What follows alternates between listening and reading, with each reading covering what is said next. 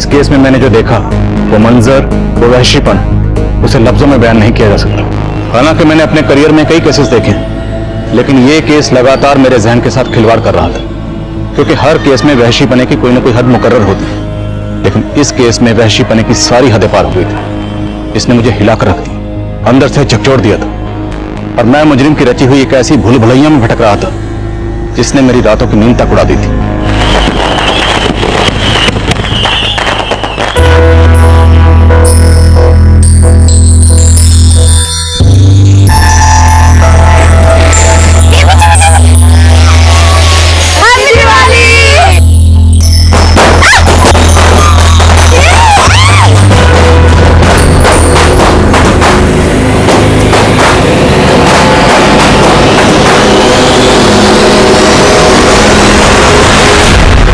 तू अपनी हद में आकर हमेशा वही काम करती है जो तुझे नहीं करना चाहिए।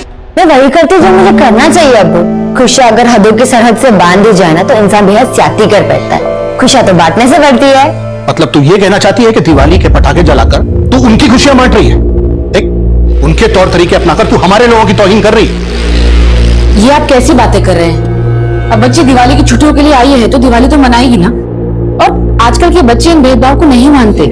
उनके लिए ईद, क्रिसमस, दिवाली ये सब उनके त्योहार हैं। हाँ अब्बू, बस हमारे यहाँ जिस तरीके से चीजें होती हैं वैसे ही होंगी, तुझे भी वैसे ही फॉलो करना है।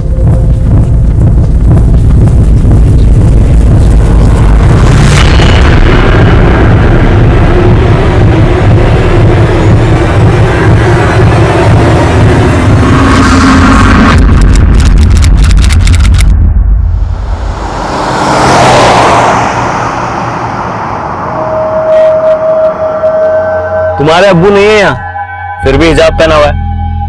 और तुम तो खिलाफ थे इसके। आपको ऐसा क्यों लगता है आफाक भाईजान? मुझे इस तहजीब से कोई शिकायत नहीं है।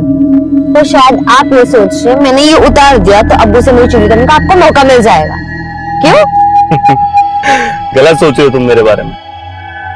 मुझे तुम्हारी सोच पसंद है।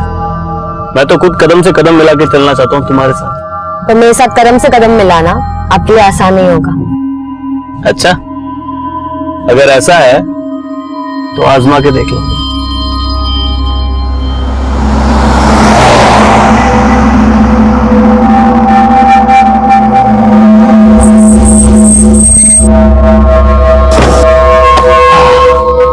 चलिए, अल्लाह हाफिज।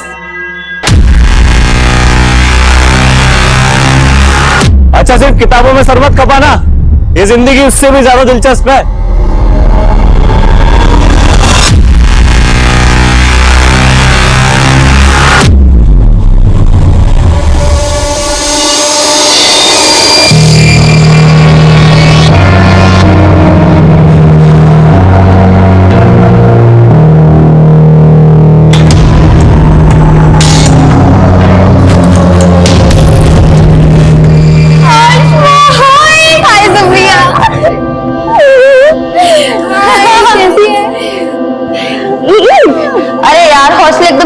लग रहा है। हाँ यार, ज्यादातर लड़कियां आज आई नहीं।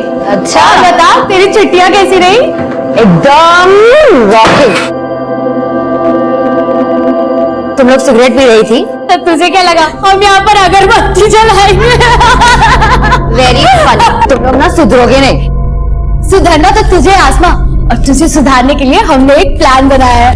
अच्छा, क्या प्लान किया तुमने?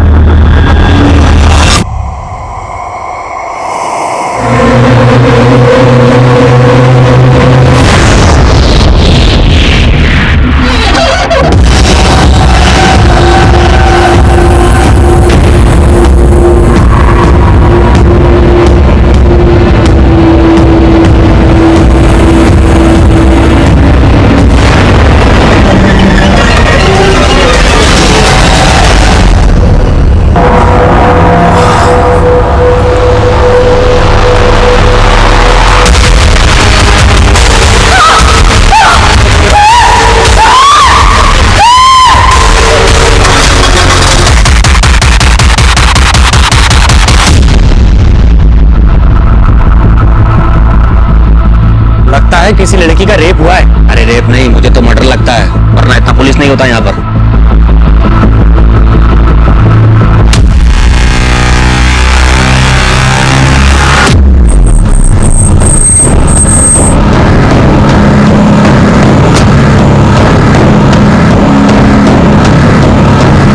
जय हिंद सर, बहुत ब्रूटल मर्डर है सर।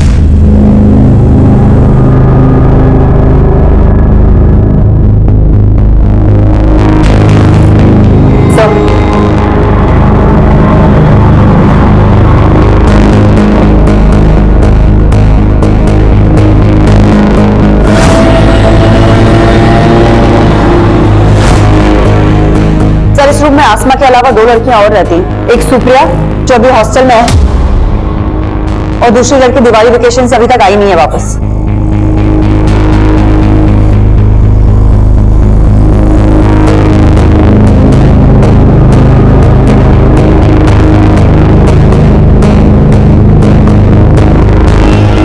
सर, इसी टेबल पे से हमें ये स्विच ऑफ मोबाइल भी मिला है। कस्टडी में लो। सुप्रिया, तुम आसमा की रूममेट, आसमा का बेड, तकिया सब कुछ खून से लथपथ है, और तुम कह रही हो तुम्हें कुछ नहीं पता? सर, मैं कुछ नहीं छुपा रही हूँ सर। मैं रात को रूम में नहीं थी, मैं अपने फ्रेंड्स के साथ उनके रूम में थी, और जब हम गए थे तो आसमा अकेली थी रूम में। देख आसमा, तुझे नहीं आना तो कोई बात नहीं, लेकिन दरवाजा अंदर से बंद मत करना। मैं रात को आऊंगी तो तेरी नींद डिस्टर्ब हो जाएगी। तो तुमने जानबूझ के आसमा को दरवाजा खुला रखने के लिए कहा था? हाँ, लेकिन मैं सच कह रही हूँ सर। मैं अपने फ्रेंड के साथ उनके रूम में थी और उनसे बातें करते करते मैं सो गई, और जब सुबह उठी तो देखा।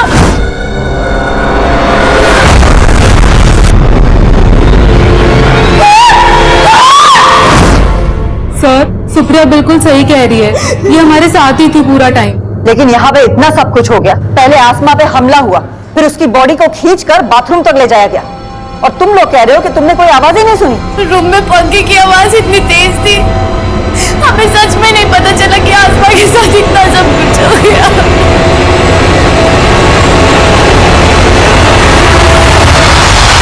इतना ब्रूटल मर्डर, लड़की को कमरे से घसीटकर बाथरूम तक ले जाया गया। किसी ने कुछ देखा नहीं, किसी ने कुछ सुना नहीं, जरूर कोई कुछ छुपा रहा है। हो सकता है सर, लेकिन आसमा की लाश को देख के ऐसा लगता है जैसे उसके साथ रेप भी हुआ था। जरूर कोई लड़का इन्वॉल्व है, लेकिन ये गर्ल्स हॉस्टल है सर, और वार्डन का कहना है कि यहाँ पे 24 घंटे तक सिर्फ एक गार्ड ही रहता है, और एक कुक है जो सुबह आता है और रात में चला जाता है। गार्ड को हमने हिरासत में ले लिया है सर। हाँ सर, ये वही कुक है जो सुबह 6 बजे आता है और रात को 10 बजे डिनर के बाद चला जाता है। उसके बाद सोने से पहले मैं खुद पूरा राउंड लगाती हूँ। कल रात 11 सवा 11 बजे मैंने पूरा राउंड लगाया था, लेकिन सर तब सब कुछ ठीक था, और सुबह सुप्रिया की 5 बजे आवाज आई, तब सब पता चला। आसमा का हॉस्टल में किसी से कोई झगड़ा? नहीं सर।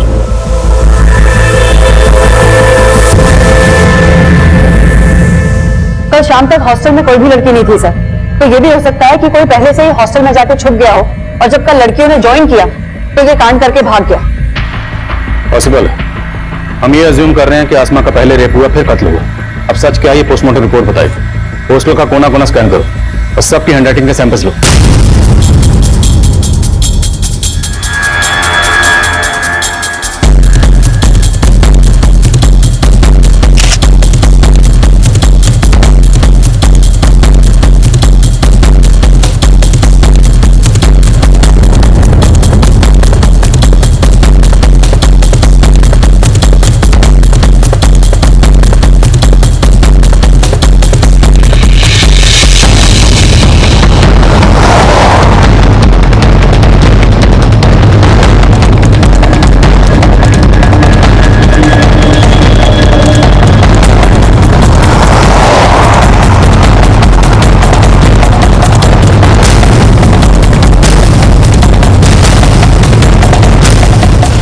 इतना ऊंचा है सर कि यहाँ से आना और भागना दोनों ही पॉसिबल नहीं है।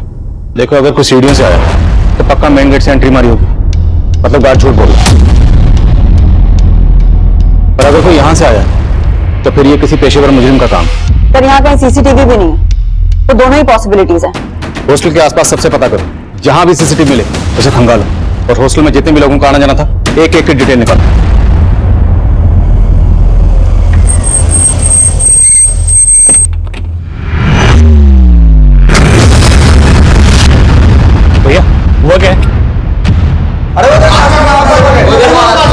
मैडम, आपकी बेटी का रेप करके मर्डर कर दिया गया है, इस बारे में आप क्या कहेंगे? क्या बकवास कर रहे हैं आप? ये बात सही है तुम्हारा? नहीं नहीं नहीं नहीं, कुछ नहीं हुआ है।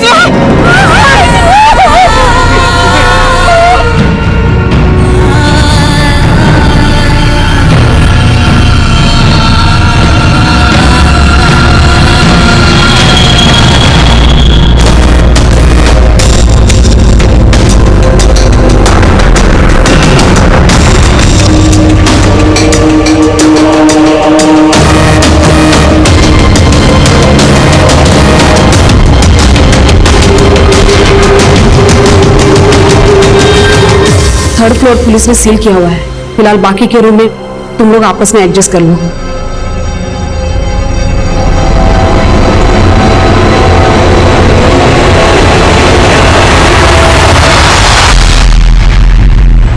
मैं ऐसे कैसे विश्वास कर लूं कि मेरे हस्बैंड? आप बैठिए मैं तो कुछ नहीं पढ़ा, मुझे एक बार मेरी बेटी को दिखा दीजिए, एक बार मेरी बेटी को देख लेने दीजिए ना मैडम। मैडम आप बैठिए दिशा।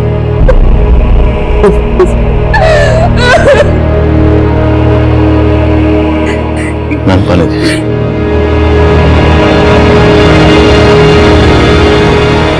देखिए, आसमा की बॉडी को हमने पोस्टमार्टम के लिए भेजा है। मैं वो सब कुछ नहीं जानती, मुझे बस एक बार मेरी बेटी से मिल लेने दीजिए, एक बार। लेकिन मैं समझ सकता हूँ एक माँ के नाते ये वक्त आपके लिए आसान नहीं है, पर मैं आपको बताना चाहता हूँ कि आसमा की बॉडी की जो हालत है वो देखना आपके लिए और भी मुश्किल होगा। आपके कह देने से मैं मान लूं कि मेरी बच्ची, अरे कल ही तो उसे हंसता खेलता देखा था। अम्मी इतनी मुश्किल से पैक किया था, अपने ऑफिस खोल दिया। अरे ये देख, घर के बने लड्डू हैं, तूने रखना ही भूल गई थी। अब्बू आप इतने चुप चुप क्यों है? लगता अभी भी मुझसे नाराज है। बेटा ख्यालात तो तेरी अम्मी से भी नहीं मिलते हमारे, फिर भी निभा लिया ना। तू तो बच्ची है हमारी। वाह फूफा, अस्सलाम वालेकुम फूफी। आज ये आसमां झुक गया या जमीन पे रह के आप भी आसमां छू बैठे? अफाक भाईजान, अफा की तरह जलना तो आपकी फितरत है ना? जब देखो अब्बू और मेरे बीच में आग लगाते रहते हो। तो कल रात को उसे हॉस्टल ड्रॉप करके आया था और आज सुबह। देखिए, जिस तरह से आसमा को मारा गया काफी दिल दहलाने वाला है। ये जरूर किसी ऐसे शख्स का काम है जिसकी आसमा से गहरी रंजिश रही होगी। तो क्या आसमा ने कभी आप लोगों से इसके खिलाफ कुछ कहा था? नहीं सर, उसने कभी कुछ ऐसा नहीं बताया।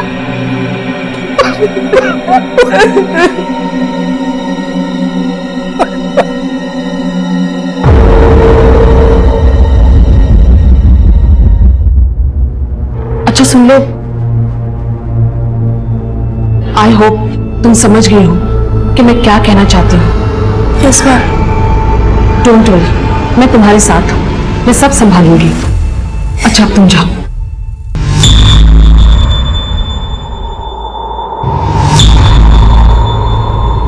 हमने कई लोगों की हैंडराइटिंग ली है सर, लेकिन किसी की भी लिखावट इस लेटर की लिखावट से मैच नहीं करती। हमने बहुत सारे लोगों के फुटप्रिंट्स भी लिए हैं, लेकिन अभी तक किसी के खिलाफ कुछ पता नहीं चल पाया। क्राइम सीन पर यह लेटर मिला और आसमा के बदन पर छायापुरी लिखा हुआ। छायापुरी नाम का कोई मैगजीन भी है ना? जी हाँ सर, इस मैगजीन के अंदर सेक्स रिलेटेड कंटेंट ही छपता है। मैं कमिंग सर। सर, आसमा की प्रीलिमिनरी पोस्टमार्टम रिपोर्ट आ गई है। सर, रिपोर्ट के मुताबिक आसमा का रेप हुआ था और उसकी मौत सर पे चोट लगने की वजह से हुई थी। आसमा पर हमला हुआ उसके रूम में, फिर उसकी बॉडी को ड्रैग करके बाथरूम तक ले जाया गया। उसकी बॉडी के पास ही लेटर मिलता है जिस पर किसी वहशी ने नफरत का अफसाना लिखा। उसके बदन पर लिखा जाता है छायापुरी। छायापुरी जो कि एक ऐसा मैगजीन है जो ज्यादातर सेक्स रिलेटेड कंटेंट छापता है। तो जरूर ये किसी सेक्स मैने का काम है या फिर किसी ऐसे शख्स का जो आसमा से गहरी नफरत करता है, या फिर किसी सरफरे का। सबकी लिस्टिंग करो और शहर के सभी इंस्टीट्यूट को उठाओ और तोड़ो एक एक को। आसमा रेप और मर्डर केस में जहां हम एक तरफ आसमा की जिंदगी के पन्ने पलट कर देख रहे थे, वहीं दूसरी तरफ हमें इस केस में किसी बाहरी एंगल की पॉसिबिलिटी भी नजर आ रही थी। इसलिए हमने शक की बुनियाद पर कई हिस्ट्री शीटर्स को उठाया।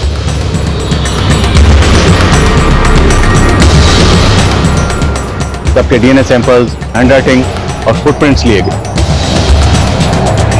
हमने हर वो मुमकिन कोशिश की जिससे हम जल्द से जल्द मुजरिम तक पहुंच सके।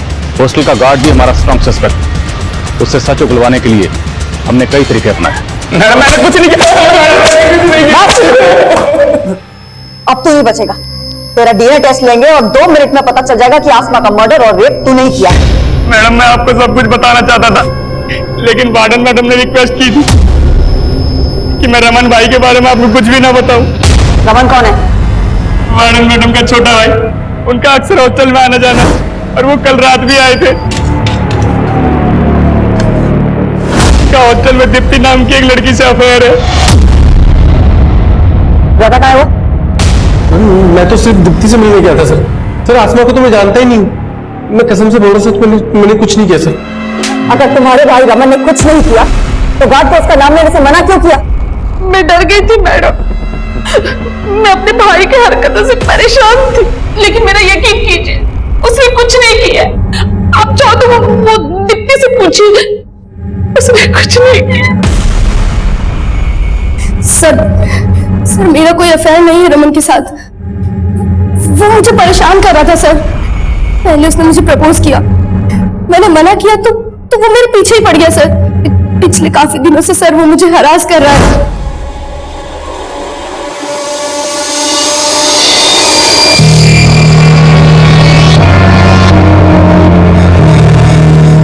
मैं उसका फोन नहीं उठा रही थी तो वो उस रात हॉस्टल में आ गया।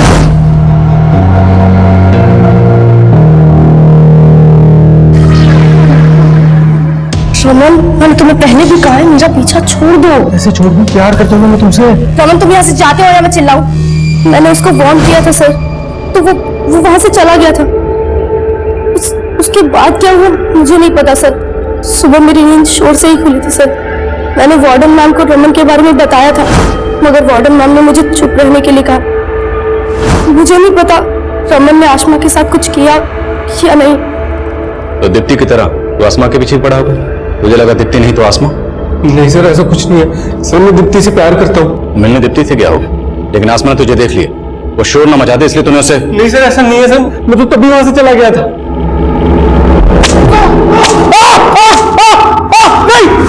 अरे साहब, छायापुरी मैगजीन तो हर नुक्कड़ और चौराहे पे बिकती है। अब एक ऐसा रेपिस्ट जो छायापुरी मैगजीन पढ़ता है, उसको ढूंढना तो समुद्र में सुई ढूंढने जैसा है। लेकिन ढूंढना तो पड़ेगा। ठीक है साहब, आप बोलते हो तो कोशिश करके देखता हूँ। हेलो, हाँ बोल।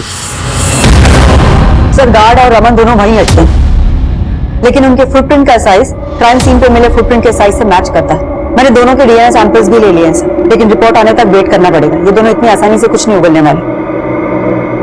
क्राइम सीन से हमें जो आसमा का फोन मिला था उसे अच्छे से स्कैन करो, उससे हमें कोई ना कोई क्लू जरूर मिलेगा।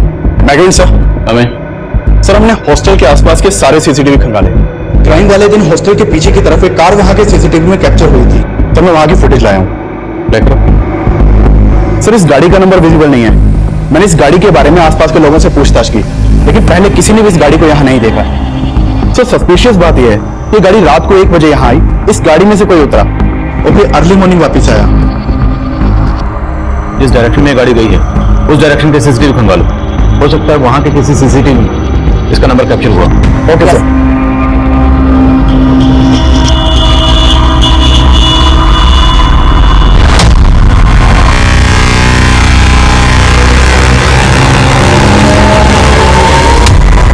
अनुराग, इधर आ। Yes ma'am.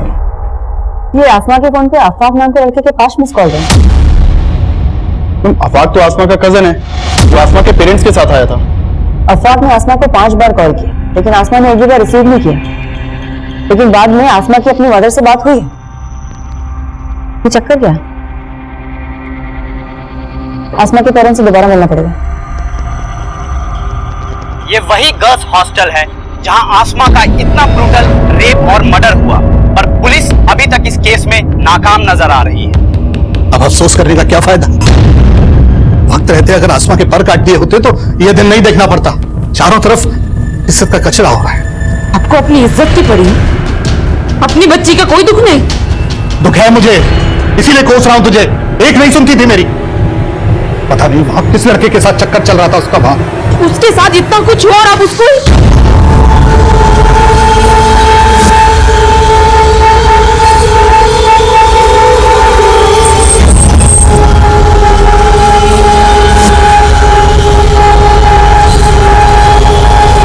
जा रही हो तुम? मुझे अपनी बेटी को इंसाफ दिलाना है और आपको ये साबित करना है कि मेरी बेटी गलत नहीं थी। गलत वो था जिसने मेरी बेटी के साथ।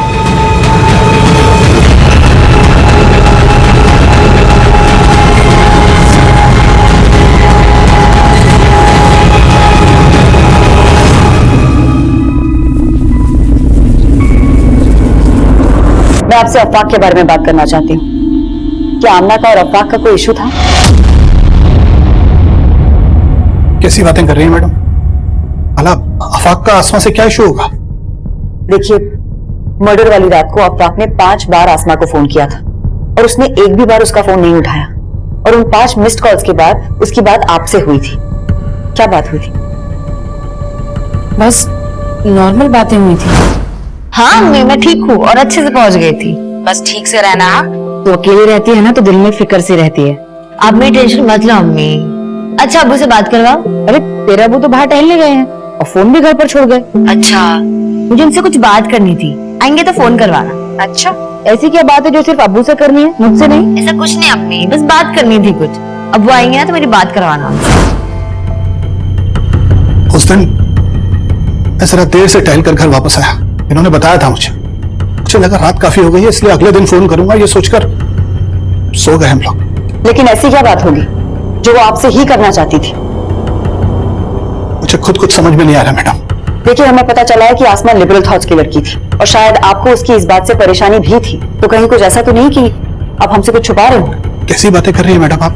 मैं भला आपसे कुछ क्यों छुपाऊंगा? मैं मानता हूं कि हमारी बेटी आसमा कुछ अलग ख्यालात की थी, लेकिन मैंने हमेशा उसको यही समझाया कि बेटा इस तरह की बातें सिर्फ बातें करने तक ठीक, कोई महान नहीं बनता इन बातों से, बल्कि दुनिया सबसे पहले दुश्मन ऐसे ही लोगों की बनती है।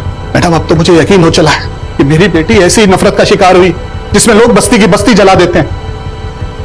वो तो फिर भी एक छोटी सी मासूम मेरी प्यारी सी बच्ची थी।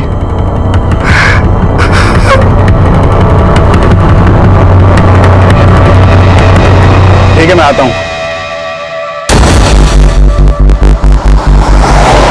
सर मैंने ब्रोथल में फील्डिंग लगाई तो एक टिंडा नाम के आदमी का मालूम चला। कौन टिंडा? ये आदमी है साहब। ब्रोथल में काफी आना जाना है इसका, काफी वैशी है ये आदमी। वो टिंडा है ना, दिमाग से एकदम सटका हुआ है। जो भी उसके साथ जाती है ना, उसका हालत खराब कर देता है। एक नंबर का जानवर है, जानवर। आप एक बार देख लो, हो सकता है ये वही सन की आदमी हो जिसे आप ढूंढ रहे हैं। आसमा के पेरेंट्स से अफाक के बारे में बात की? सर, वो अफवाक पे कोई शक नहीं जता रहे और अफवाक से मैं खुद मिली थी ये जानने के लिए कि उसने उस रात आसमा को इतने सारे कॉल्स किए क्यों थे। मैम मैं उसे हॉस्टल छोड़ के घर आया तो ऐसे ही कॉल किया था, ये जानने के लिए कि सब खैरियत है कि नहीं। लेकिन उसके साथ कुछ ठीक हुआ नहीं और उसने तुम्हारे कॉल्स भी रिसीव नहीं किए। क्यों? पता नहीं मैम, मुझे लगा सो गई होगी। लेकिन तुम्हारे मिस्ड कॉल्स के बाद उसने अपनी अम्मी से भी बात करी, लेकिन तुम्हें कॉल बैक नहीं किया। कोई ना कोई वजह तो होगी ना, कहीं को छुपा तो नहीं रहा तुम हमसे? नहीं मैम, मैं कुछ नहीं छुपा रहा। फिर भी इस अफाक के बारे में सब कुछ पता करो। हो सकता है कुछ छुपा रहा हूं, और ये भी पता करो कि मर्डर की रात ये कहां था। Okay sir. मैं कमिंग सर। सर हमारे खबरिए से इस तेजस सिर्फ टिंडा नाम के आदमी की इंफॉर्मेशन मिली है। सर इसके बारे में जो भी पता चला उस हिसाब से शक किसी के ऊपर जाता है। सर मैंने चेक किया, मर्डर वाली रात इसका फोन हॉस्टल वाले एरिया में एक्टिव था। उठाओ इसे। Yes sir.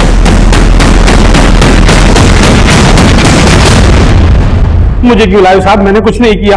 तू क्या कर सकता और क्या नहीं कर सकता सब पता लगा लिया हमने। आसमा के ऊपर कोई नजर थी ना तेरी? साहब मैं किसी आसमा वासमा को नहीं जानता साहब, और उस रात तो मैं किसी और आइटम के साथ था। किसके साथ था? उमा साहब, प्रोस्टिट्यूट है। मैं मानता हूँ साहब, मैं ऐसा ही हूँ, सिर्फ प्रोस्टिट्यूट्स के साथ ही सोता हूँ। लेकिन साहब आज तक मैंने कभी किसी आम लड़की के ऊपर बुरी नजर नहीं डाली साहब। टिंडा के पैर के साइज क्राइम सीन पर मिले फुटप्रिंट के साइज से मैच कर रहे हैं। लेकिन सर ये टिंडा बहुत मोटी चमड़ी का है, बहुत तोड़ा लेकिन फिर भी कुछ नहीं उगला। इस टिंडा का भी डीएनए और हैंडराइटिंग सैंपल लो। सर सर आज सुबह संत नगर पुलिस ने विक्रमपुर एरिया से एक अज्ञात गाड़ी जब्त की है। ये देखिए सर, ये विनय नाम के एक आदमी की गाड़ी है जो संत नगर में रहता है। सर उसने अपनी गाड़ी चोरी होने की कंप्लेन लिखवाई थी और सर ये गाड़ी उसी शाम चोरी हुई है जिस रात आसमा का मर्डर हुआ है। और इस गाड़ी का कलर उस कार के कलर से मैच करता है जो गर्ल्स हॉस्टल के बैक साइड में देखी गई थी। ये गाड़ी चुराई गई संत नगर से, जो उस हॉस्टल से 7-8 किलोमीटर की दूरी पर है। तो कोई इतनी कम दूरी तय करके कार चुराने के बाद मर्डर करने क्यों आएगा? मेरा मतलब है चोरी की हुई कारें ज्यादातर लूट और रॉबरी में इस्तेमाल होती है या फिर लाश डंप करने के लिए। लेकिन यहाँ तो रात भर लाश भी उस हॉस्टल में थी और अगली सुबह तक ये कार भी वहीं थी। और अगर ये कत्ल इसी कार चुराने वाले ने किया है तो ये इतनी देर वहां क्यों रुकेगा? लेकिन सर हम किलर को सरफिरा भी तो समझ रहे हैं। हो सकता है ये चोर वही हो जिसे हम ढूंढ रहे हैं। ठीक है, संत नगर पुलिस के टच में रहो और पता करो कि ये कार चुराने वाला कौन हो सकता है। और हॉस्टल एरिया का डंप डाटा स्टडी करो, हो सकता है वहां से कोई सस्पिशियस नंबर सामने आए। यस। आपने अफाक को आसमा के साथ हॉस्टल क्यों भेजा था? अभी अचानक तुमने अजीब सा सवाल क्यों पूछा? सवाल तो ये है कि आसमा आपसे क्या बात करना चाहती थी जो उसने मुझे नहीं बताई, या आपने अफाक को कुछ बोला जो मुझे नहीं बताया?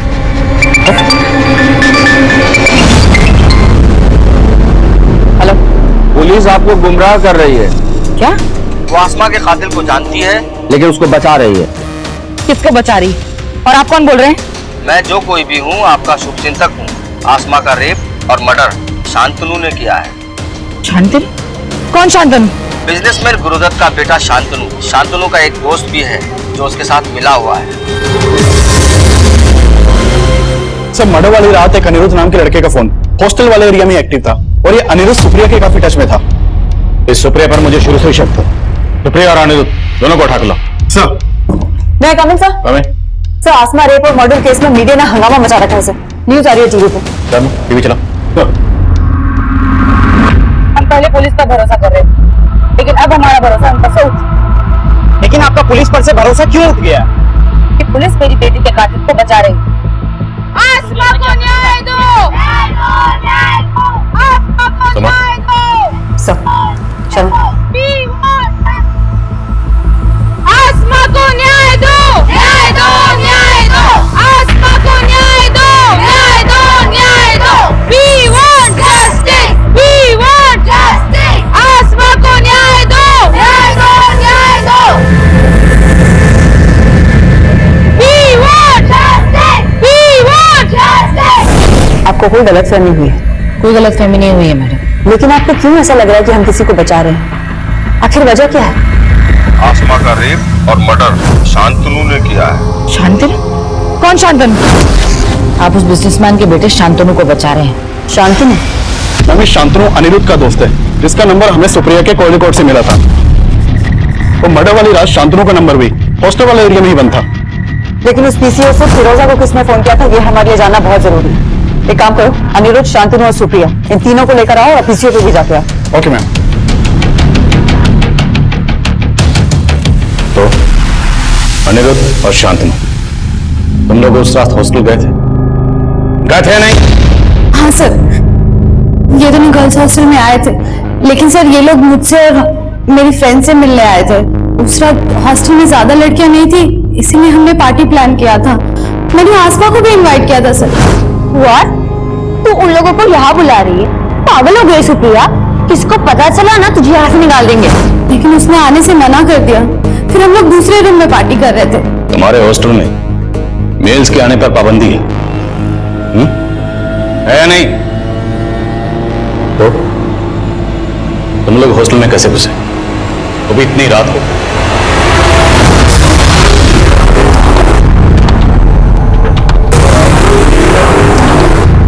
उसके बाद हम लोगों ने 2 घंटे तक एंजॉय किया और उसके बाद शांतनु और अनिरुद्ध दोनों चले गए थे। सर उसके बाद सच में मैं अपने फ्रेंड्स के साथ ही सो गई थी। तुम चुप रहोगे? तुम्हें क्या लग रहा है हम तुम्हारी बातों में आ जाएंगे तो मैंने बचा लोगी? बोलो तुम लोग, साफ साफ बोलो, उस रात हॉस्टल में क्या हुआ था? सर हमने आसमा के साथ कुछ भी नहीं किया है सर, बिलीव अस। सर मैं मानता हूं कि हमने गलती की, लेकिन हमने कुछ नहीं किया सर। सर मैंने अनिरुद्ध और शांतनु के डीएनए और हैंडराइटिंग सैंपल्स लेने के लिए बोल दिया है। माना है तीनों झूठ बोले, लेकिन वो आदमी कौन होगा जिसने पीसीओ से फोन करके फिरोजा को शांतनु के बारे में बताया? सर वहां पीसीओ पे भी गया था, वहां कोई सीसीटीवी नहीं था और उस पीसीओ पे ये भी नहीं पता चल पाया कि ये कॉल किसने किया होगा। हमारी रडार पर सिर्फ शांतनु नहीं बल्कि अनिरुद्ध, सुप्रिया, हॉस्टल वार्डन सुनीता, सुनीता का भाई रमन और टिंडा भी शामिल थे। इन सबको हम स्ट्रॉन्ग सस्पेक्ट मान रहे थे, लेकिन सवाल यह था कि वो गुमनाम कॉलर कौन था जिसने आसमा की अम्मी को फोन करके सिर्फ शांतनु को आसमा का गुनहगार बताया था, जिसकी वजह से आसमा की अम्मी ने एक ऐसा जज्बाती कदम उठाया और उस कदम को मीडिया ने इतना उछाला कि लोग अब हमारी काबिलियत पर ही शक करने लगे थे। मुझे इस केस से हटाने की मांग उठने लगी थी, लेकिन मेरे सीनियर ने मेरा साथ दिया और अब मैंने तय कर लिया कि मुझे ये केस जल्द से जल्द सॉल्व करना है। हमने सारे सस्पेक्ट को बारीकी से इन्वेस्टिगेट करना शुरू किया। अफवाक के बारे में कुछ बातें मालूम चली हैं सर। आसमा के अब्बू अफवाक से आसमा की शादी कराना चाहते थे, लेकिन आसमा को अफवाक बिल्कुल पसंद नहीं था और इसी सिलसिले में मैं उसकी अम्मी और अब्बू से भी मिली थी। आसमा पहले भी अपने अब्बू को मना कर चुकी थी कि वो अफाक से शादी नहीं करना चाहती, लेकिन फिर भी इन्होंने जानबूझ के अफाक को आसमा के साथ हॉस्टल भेजा। नहीं मैडम, ऐसा कुछ भी नहीं है। मैं बस ये चाहता था कि अफाक और आसमा एक दूसरे को जान लें, समझ लें। और मैं गारंटी से कह सकता हूं मैडम, अफाक ने आसमा के साथ कुछ भी गलत नहीं किया होगा। आसमा की फैमिली काफी कंजर्वेटिव है सर, और आसमा आजाद ख्यालों की लड़की थी। आसमा की अम्मी ने हमें यह भी बताया कि आसमा को लगता था कि अफाक भी उसके पेरेंट्स की तरह कंजर्वेटिव ही होगा, और उसने अपने पेरेंट्स के सामने अफाक को साफ साफ मना भी कर दिया था। अफाक को मैंने हमेशा भाई की नजर से देखा है, लेकिन अब आप कह रहे कि मैं शादी कर लूं? मैं अफाक से शादी नहीं करना चाहती। अगर कोई और पसंद है तो वो भी बता दे। अगर कोई और पसंद होता तो मैं बता देती, लेकिन मैं आपसे शादी नहीं करूंगी। फिर भी इस अफवाह को थाने में बुलाकर अच्छे से पूछताछ करो। राइट। मैं मानता हूँ आसमा मुझसे निकाह नहीं करना चाहती थी, लेकिन उस दिन मैं उसके अब्बू की मर्जी से उसके साथ गया था। मैंने उसे उसके फैसले के बारे में दोबारा सोचने के लिए बोला। मुझे तुम्हारी सोच पसंद है। मैं तो खुद कदम से कदम मिला के चलना चाहता हूँ तुम्हारे साथ। तो मेरे साथ कदम से कदम मिलाना आपके लिए आसान नहीं होगा। बहुत गुरूर था उसे खुद पे, साफ साफ मना कर दिया। और उसका गुरूर तोड़ने के लिए तूने उसे खत्म कर दिया। नहीं मैम, मैंने ऐसा कुछ नहीं किया। फोन तो करता था ना तू उसे, उसने तेरे फोन नहीं उठाए तो तूने वापस हॉस्टल पहुंचकर उसको खत्म कर दिया। मैम मैंने ऐसा कुछ नहीं किया। मैं तो उससे प्यार करता था। मैं क्यों करूंगा ऐसा मैम? लेके जाओ इसको, इसका हैंडराइटिंग और डीएनए सैंपल ले लेना। मैम मेरी बात हो, मैंने कुछ नहीं किया। मैं कमिंग सर। कमिंग। सर, आसमा के मदर को जिस पीसीओ से कॉल किया गया था, वो मैंने उस एरिया के सीसीटीवी स्कैन किए। उसमें एक सस्पिशियस आदमी कैप्चर हुआ है। उठाओ इसे। सर। सर, मैंने कुछ नहीं किया। मैं अपने बेटे चिंटू को बचा रहा था सर। चिंटू ने ऐसा क्या किया? दरअसल चिंटू दुकान का सामान लेने हॉस्टल जाता था सर। वो बच्चा था इसलिए गार्ड भी उसे अंदर जाने देता था, लेकिन बचपने में वो आसमा को पसंद करने लग गया था। मेरे ही मोबाइल से उसने आसमा के कुछ वीडियो रिकॉर्ड कर लिए थे। Video recording? कैसे वीडियो? नॉर्मल सा वीडियो सर, जो मैंने अब डिलीट कर दिए हैं। मुझे ऐसा लगता था कि कहीं आप उसकी वजह से मेरे बेटे तक न पहुंच जाए, इसीलिए मैंने पीसीओ से झूठा कॉल किया था। आसमा का रेप और मर्डर शांतनु ने किया है। सर, मुझे मालूम था कि शांतनु और उसका दोस्त हॉस्टल में जाते थे। मुझे शुरू से लग रहा था कि ये काम उन दोनों लड़कों ने किया है, इसीलिए सर मैंने ये सब वो किया। आसमा रेप और मर्डर केस में अब एक नाबालिग बच्चे चिंटू की कुछ ऐसी हरकतें सामने आई जिसने इस केस को एक नया मोड़ दे दिया। लेकिन चिंटू के फादर ने जो शातिरपना किया था, उसे भी हमारी सस्पेक्ट लिस्ट में जोड़ रहा था। हमने उसका डीएनए, हैंडराइटिंग सैंपल्स और फुटप्रिंट्स ली, और आसमा के कजन अफाक के भी हम डीएनए रिपोर्ट का इंतजार कर रहे थे। लेकिन इसके अलावा हमारे हाथ कोई पुख्ता सबूत नहीं लग रहा था। मैं एक अजीब सी गफलत में था। अक्सर यही सोचता रहता कि क्या हम सही डायरेक्शन में थे। ये केस मुझे लगातार झकझोर रहा। क्राइम सीन के मंजर मुझे रात भर सोने नहीं देते थे।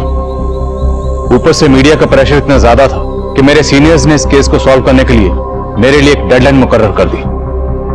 मैं अक्सर ये सोचकर परेशान हो जाता कि अगर मैं इस केस को सॉल्व ना कर पाया तो क्या उस मासूम बच्ची आसमा को कभी इंसाफ मिल पाएगा?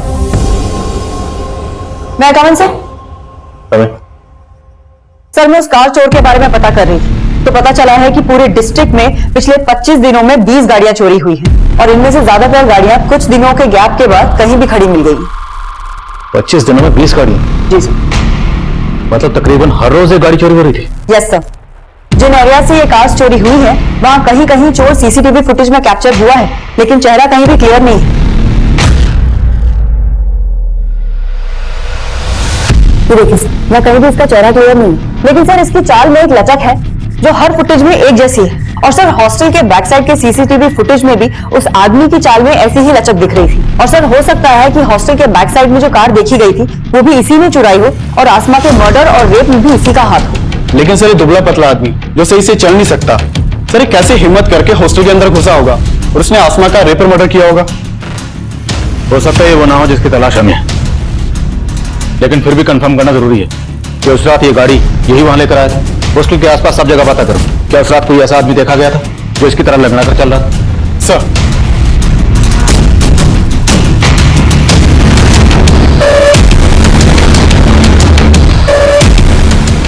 सर उस दिन सुबह 6 बजे एक आदमी आया था जो लंगड़ा के चलता था। उसके पास एक कार भी थी।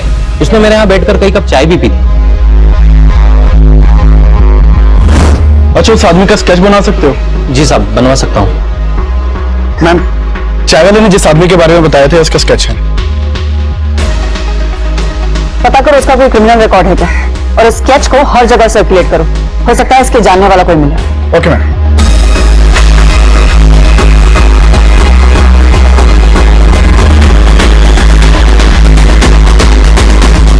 सर जानता हूँ इसको, ये सखाराम है। सखाराम कहाँ रहता है ये? सर घर तो मालूम नहीं है, लेकिन आगे ये गैरेज है, वहाँ मैकेनिक का काम करता है।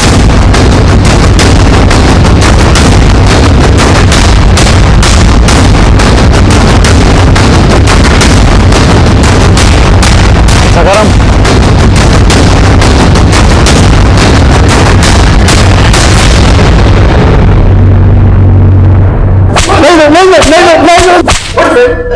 नहीं साहब, मैं मानता हूँ कि मैं गाड़ी चुराता हूँ, लेकिन सर मैंने किसी लड़के के साथ कुछ नहीं किया।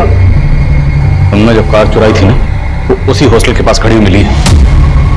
सर वो तो मैं कहीं भी खड़ी कर देता था। सर दरअसल मेरे घर में एसी नहीं है और मुझे गर्मी बर्दाश्त नहीं होती है। सर मैं गाड़ी चुराता हूँ और कहीं ले जाके उसका एसी ऑन करके सो जाता हूँ, और अगले दिन कहीं भी गाड़ी छोड़ देता हूँ। सर इसकी गर्मी दूर करो, खिलाओ इसको ठंडी ठंडी हवा। इसका भी डीएनए और हैंडराइटिंग सैंपल्स लो। सर अब पुलिस ने आसमा रेप और मर्डर केस में एक ऐसे आदमी को गिरफ्तार किया है जो ठीक से चल भी नहीं सकता, और पुलिस सोच रही है ऐसा आदमी हॉस्टल की तीसरी मंजिल की खिड़की तक चढ़ा और आसमा के साथ रेप और मर्डर किया। क्या पुलिस ऐसे आदमी को अंदर करके वाकई किसी को बचाने की कोशिश तो नहीं कर रही? मैं कमिंग सर, सखाराम भी कुछ नहीं उगल रहा है, और शांतनु और अनिरुद्ध का डीएनए आसमा की बॉडी पे मिले डीएनए से मैच नहीं करता। चिंटू के फादर का डीएनए? सर उसकी डीएनए की रिपोर्ट आने वाली है। मैं कमिंग सर, मैंने सखाराम के बारे में पता किया सर।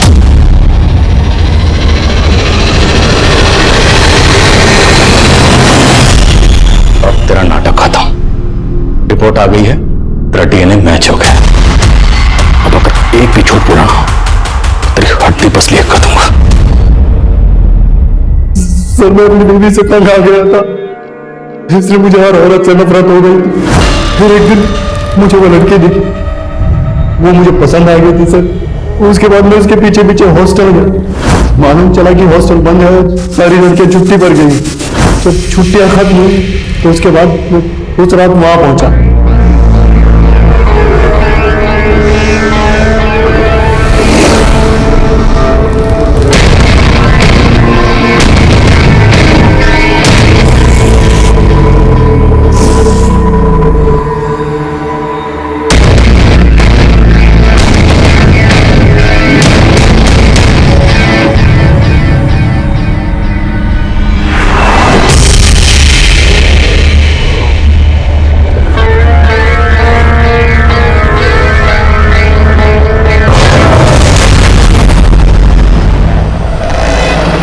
उसकी लाश के साथ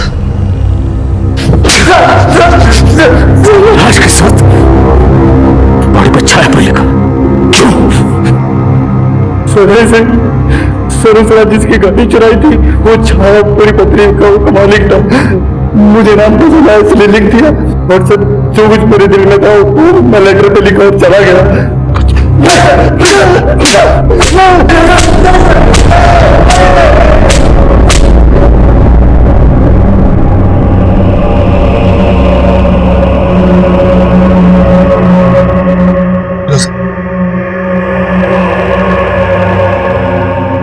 अब बोल रहे थे ना मेरी बेटी का वहां किसी लड़के के साथ चक्कर,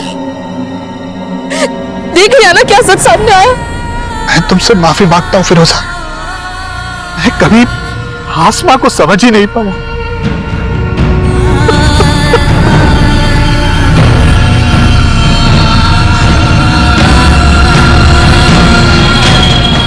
आसमा रेप और मर्डर केस का main accused Sakharam physically disabled था, इसलिए मीडिया उसकी इस कमजोरी का वास्ता देकर उसके बचाव की बातें कर रही थी। लेकिन जब सच्चाई सामने आई, उसने सबको हैरान करके रख दिया। सखाराम ने न सिर्फ आसमा का कत्ल किया, बल्कि वो घायल आसमा को 100 मीटर तक घसीट कर ले गया, उसके साथ दरिंदगी करता रहा। लेकिन हॉस्टल में मौजूद किसी ने कोई आवाज नहीं सुनी, किसी ने कुछ नहीं देखा, कुछ नहीं सुना। जबकि उस रात हॉस्टल में सखाराम के अलावा वार्डन सुनीता का भाई रमन और सुप्रिया के दोस्त अनिरुद्ध और शांतनु भी मौजूद थे, जो गलत तरीके से हॉस्टल में दाखिल हुए थे, जिससे साबित होता है कि आसमा एक ऐसे प्रेमाइसिस में रह रही थी जहां पर सिक्योरिटी ताक पर थी। इसलिए उस रात आसमा के साथ जो भी हो, उसमें हॉस्टल के स्टाफ के साथ साथ बाकी लोग भी जिम्मेदार हैं। आज इंटरनेशनल वुमेन्स डे पर आसमा की कहानी आप सभी को बताकर मेरा मकसद ये बताना है कि आसमा की मौत से सिर्फ उसके परिवार को गहरा नुकसान नहीं हुआ, बल्कि ये नुकसान हमारे पूरे समाज का नुकसान, क्योंकि हमने आसमा को खोकर एक ऐसी टैलेंटेड और सेंसिटिव शख्सियत को खोया है जो अपनी सोच से एक प्रगतिशील समाज के निर्माण का मादा रखती थी। देखते हैं हमारे आज के एपिसोड की दूसरी।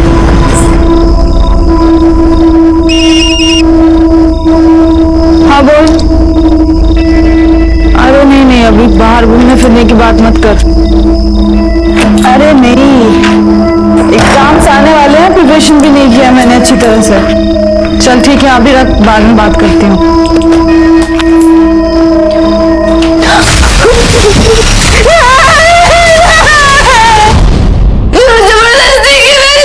ये सब क्या है? शर्म नहीं आई तुझे? मैंने कुछ नहीं किया। आज से तेरा मेरा कोई रिश्ता नहीं। निकल जा मेरे घर से, नहीं देखना चाहती हूँ तेरी शक्ल भी मैं।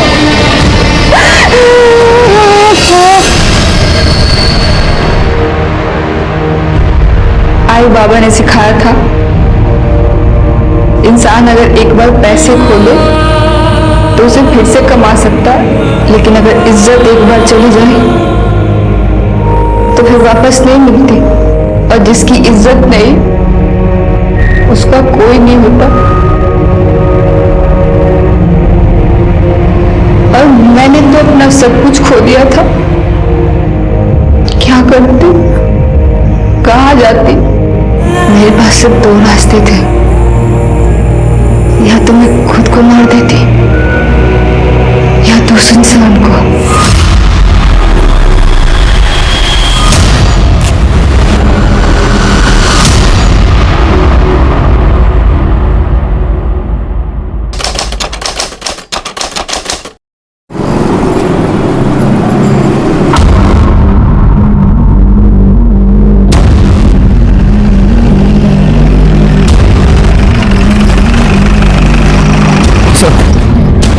बॉडी एक 20-22 साल के लड़के की है, मल्टीपल स्टैबिंग का केस है और फिर बॉडी को जलाने की कोशिश की गई। तो बॉडी से आई कार्ड मिला है, नाम नमन सुर्वे, आधा वाला आई कार्ड है सर। विकी, ये तो वो फूड डिलीवरी वाली कंपनी है ना? जी सर। सर, ये डैमेज फोन मिला है, इसको लैब भेजिए, देखो कुछ डेटा रिकवर होता है क्या। और किसी कोई मर्डर वेपन मिला क्या? नहीं सर।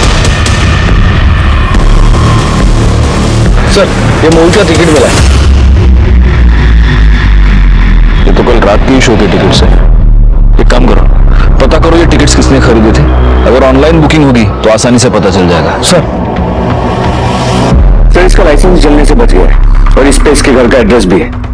गायकवाड़, जिस तरह के मल्टीपल स्टैबिंग्स है, ऐसे लग रहा है कि किसी ने अपना गुस्सा, अपनी नफरत उतारने के लिए से मारा हो, वरना इतने स्टैब्स क्यों होंगे। ठीक है, फिलहाल एक काम करते हैं, इसके घर के एड्रेस पर चलकर पता करते हैं, वहीं पर पता चल पाएगा कि ये नमन सुर्वे आखिर था कौन।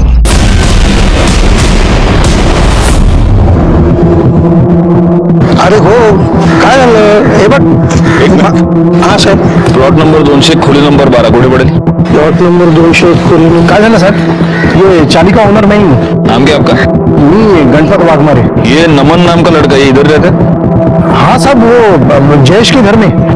आइए, यह है उसका घर।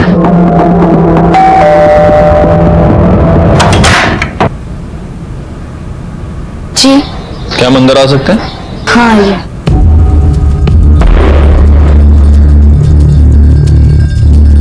नमन कहाँ है? पता नहीं, वो कल शाम को बाहर गया था, उसका फोन भी बंद है। मैंने जयेश दादा को बोला भी था, तो उन्होंने कहा शायद वो अपने घर गया होगा। वो रिश्तेदार है तुम्हारा? नहीं, रिश्तेदार तो नहीं है, जयेश दादा ने उसे यहाँ पे पीजी पे रखा था। तो उसके घर वाले? घर वाले तो पता नहीं, 6 महीने पहले ही दादा उसे यहाँ लेकर आए थे। तुम्हारे भाई ने एक लड़के को 6 महीने से तुम्हारे घर पर रखा है, तुम उसके बारे में कुछ भी नहीं मालूम? वो कहाँ से है, उसके घर वाले कौन है, कुछ भी नहीं? मैंने उससे 1-2 बार पूछा था तो उसने कहा कि उसके माँ बाप मर गए और कोई है भी नहीं, और फिर दादा ने उसे यहाँ पर रखा था, तो मैं क्या पूछती। वैसे भाई है कहाँ तुम्हारा, बोलो उसको जरा। भाई तो कैब चलाते हैं, तो वो सवारी लेकर महाबलेश्वर गए। सर कुछ किया है क्या नमन ने?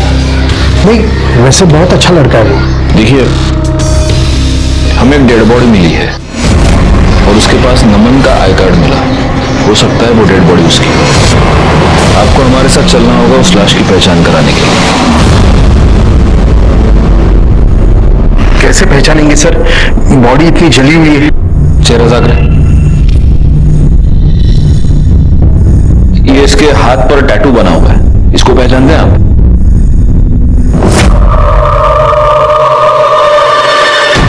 हाँ सर, ये नमन ही है, उसके हाथ पर भी ये निशान बना हुआ था। ठीक है, आप जा सकते हैं और तुम्हारे भाई को बोलना कि वो हमसे आके पुलिस स्टेशन में मिले। जाइए। गायकवाड़, इनसे नमन का नंबर ले लो और उसकी कॉल डिटेल्स निकालो।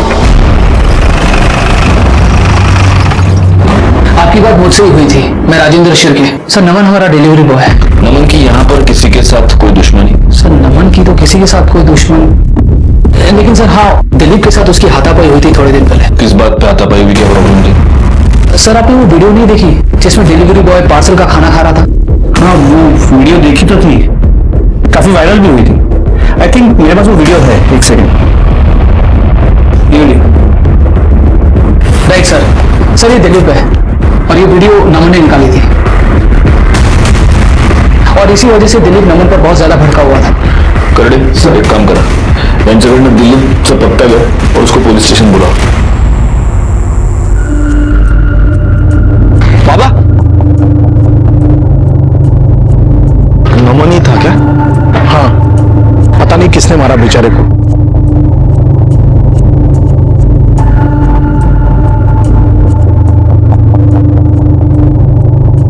मुझे पता है तूने क्या किया।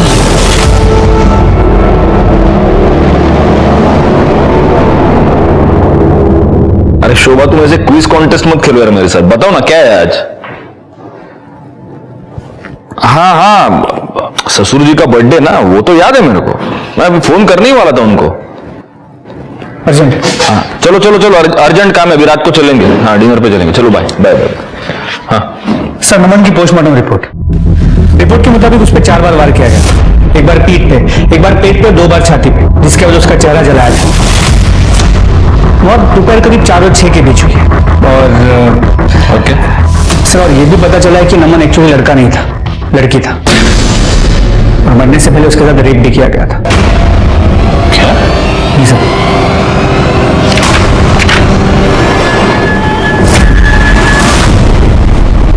और दोपहर करीब 4 और 6 के बीच हुई। और क्या सर, और ये भी पता चला है कि नमन एक्चुअली लड़का नहीं था, लड़की था, और मरने से पहले उसके साथ रेप भी किया गया था। क्या? जी सर।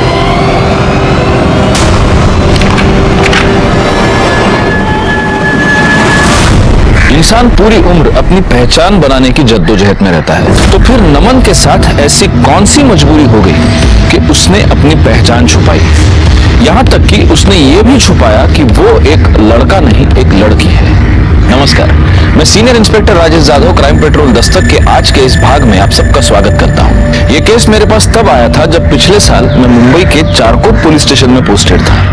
एक लड़की लड़का बनकर रह रही थी और सब लोग यही समझ रहे थे कि वो लड़का है। अब हमारे लिए उसके रिश्तेदारों को, ब्लड रिलेटिव्स को मिलना बहुत जरूरी हो गया था, ताकि हम इस बात की शिनाख्त कर सके कि हमें जो लाश मिली थी क्या वो वाकई नमन की थी, और अगर थी तो इस नमन का चक्कर क्या है। बैकवर्ड, सबसे पहली बात, किसी को ये पता नहीं चलना चाहिए कि ये नमन लड़का नहीं लड़की था। आखिर पता तो चले कि ये नमन आखिर लड़का बना क्यों, या रह रही थी, क्या बोलेंगे, कंफ्यूजिंग है बहुत। मतलब इसकी ट्रू आइडेंटिटी क्या है? एक बात बताओ, वो मूवी टिकट से कुछ पता चला? सर ये मूवी का टिकट मिला। सर टिकट्स ऑनलाइन खरीदी गई थी, हम पता कर रहे हैं बायर कौन है। पोस्टमार्टम रिपोर्ट के मुताबिक नमन की मौत दोपहर को 4 से 6 के बीच में हुई है। मूवी टिकट पर टाइमिंग है 4:30 का।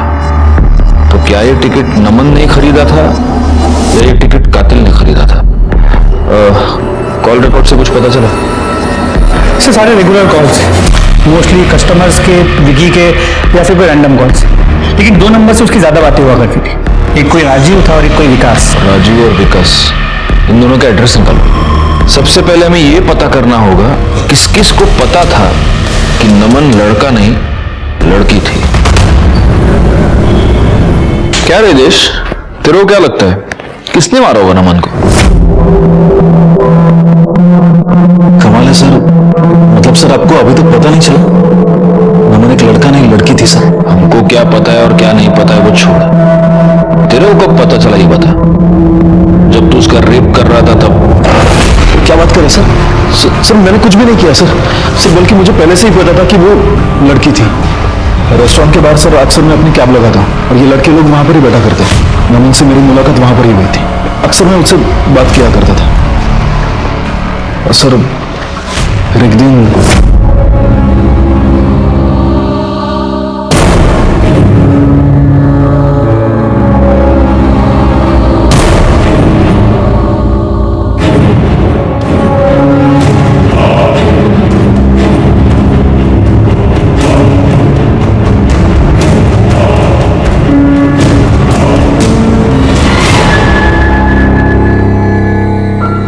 तुझे इसकी क्या जरूरत पड़ गई?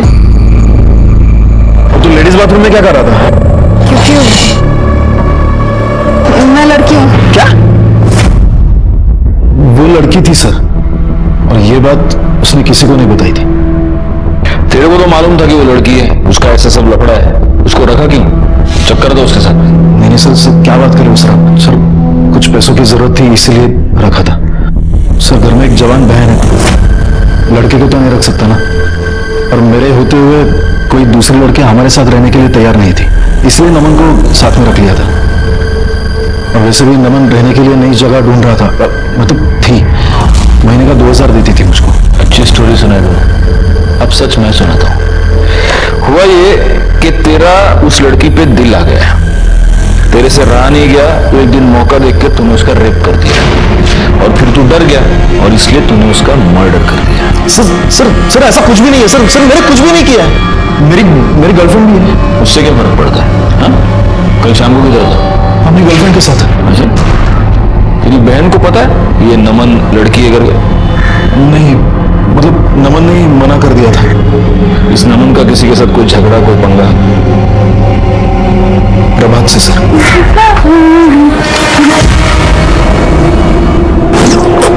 क्या कर रही है? क्या तू तो भाव क्यों खा रहा है रे?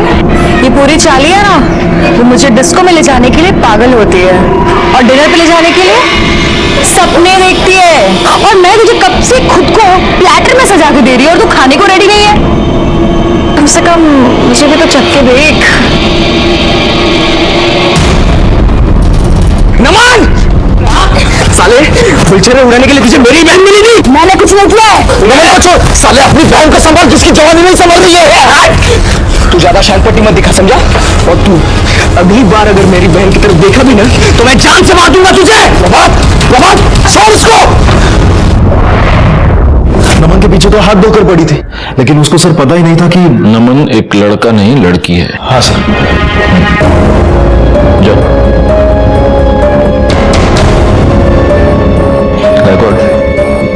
ये प्रभात और उसकी बहन नैना दोनों को पुलिस स्टेशन में।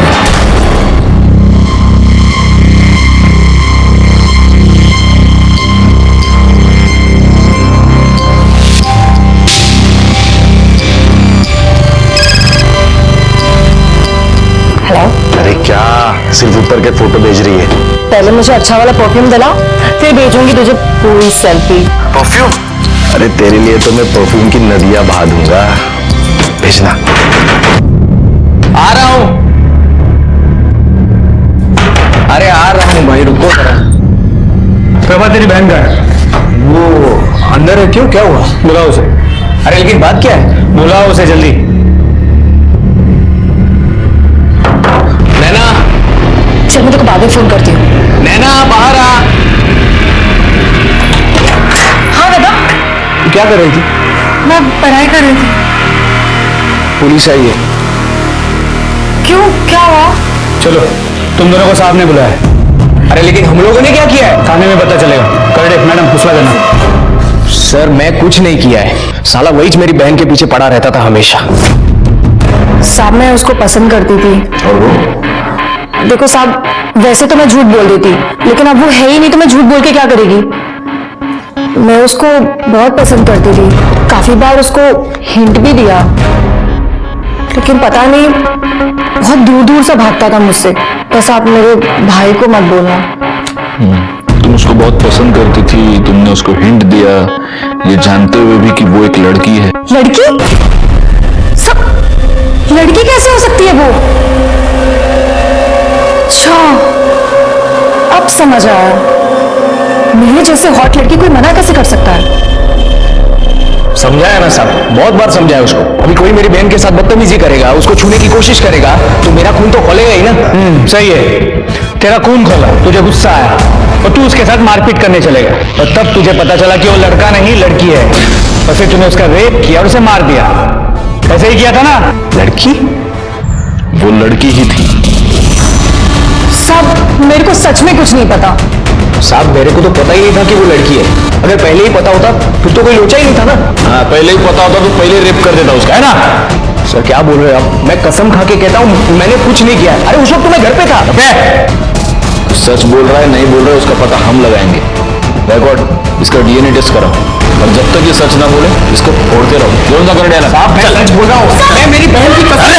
साहब मैंने कुछ नहीं किया। साहब मेरे भाई ने कुछ नहीं किया है, आप उसकी बात सुनो एक बार। साहब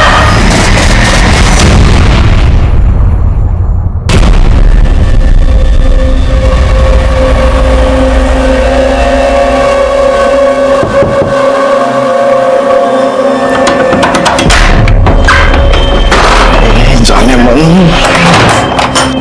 कितना तड़पाओगी जाने मन। ये जंगली पागल हो गए, देखो बात करने के लिए बुलाया इधर। अबे पहली बार घर पे बुलाया, वो भी बात करनी। सुन मेरी बात, मेरे भाई को पुलिस ने बंद कर दिया है। अच्छा तो अच्छा है ना, तो आना जाना लगा रहेगा।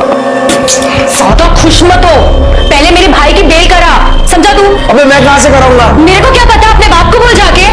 और वैसे भी अगर तुझे मेरे साथ रहना है ना तो बेल करा दे, समझा तू? सर जयेश दिलीप और प्रभात के मोबाइल रिकॉर्ड चेक किए। जयेश पहले मलाड वेस्ट में थे, जिसके बाद वो घर चला गया और अगले दिन सुबह महाबलेश्वर गया। दिलीप और प्रभात की मोबाइल लोकेशन उनके घर की है। सर इसके अलावा विकास और राजीव, इनका एड्रेस मिल गया है। तुम इस विकास से पूछताछ करो, तब तक मैं राजीव को देखूं।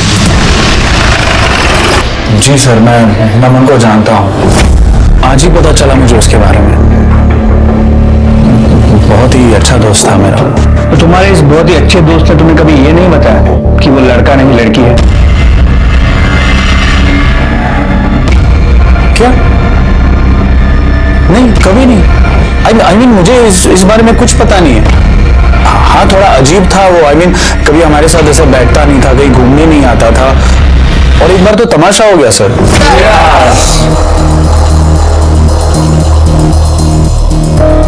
क्या जूस मिला है? बियर पी? आज तेरी एक नहीं मानेंगे हम, आज तुझे पिला के ही रहेंगे। मनीष, वो ऐसे नहीं मानने वाला है, जबरदस्ती पिलाओ। पीना? क्या कर रहे हैं? अरे नहीं, अरे नहीं,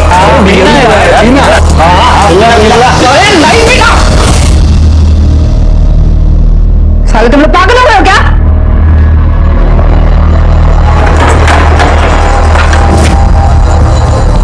बहुत ही सीधा लड़का था वो सर, इसीलिए मेरी उसके साथ दोस्ती थी।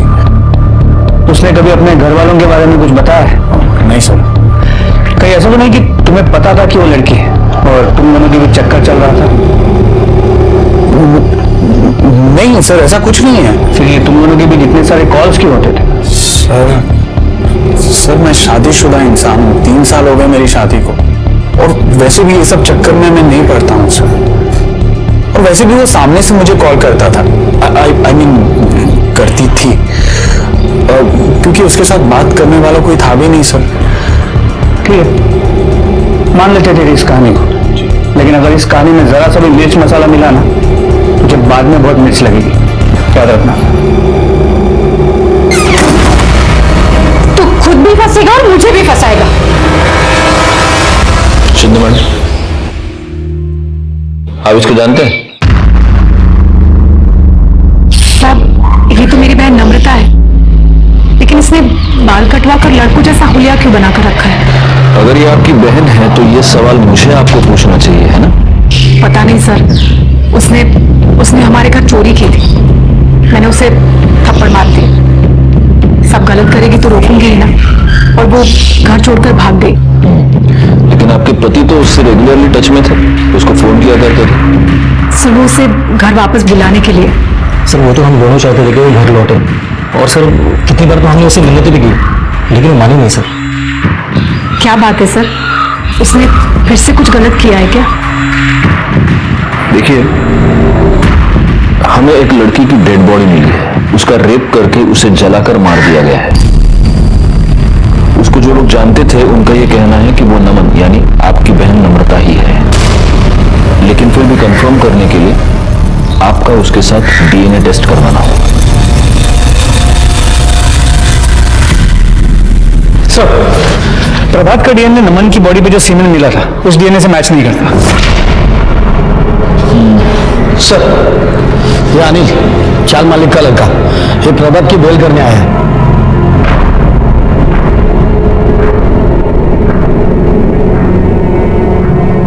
छोड़ा तेरा, और उसको समझाना मुंबई के बाहर नहीं जा सकता वो। साहब, एक बात करनी थी। वो नमन ना बहुत परेशान थी साहब। थी? मतलब तुम जानते थे कि वो लड़की है? हाँ।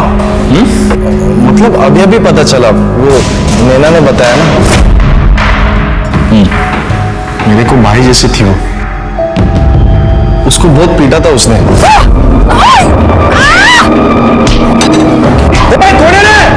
मामा, अजीत, प्रतीक, हमारी चाली के लड़के को मारता है तो।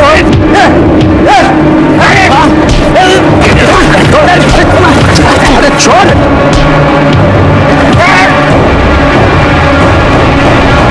भाई तू ठीक है ना?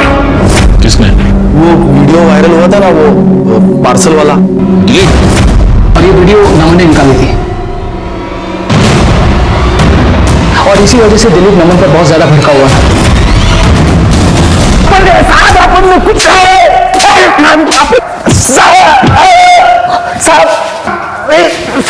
अरे गायकवाड, रुक ना गायकवाड, काय किती मारतो रे तू?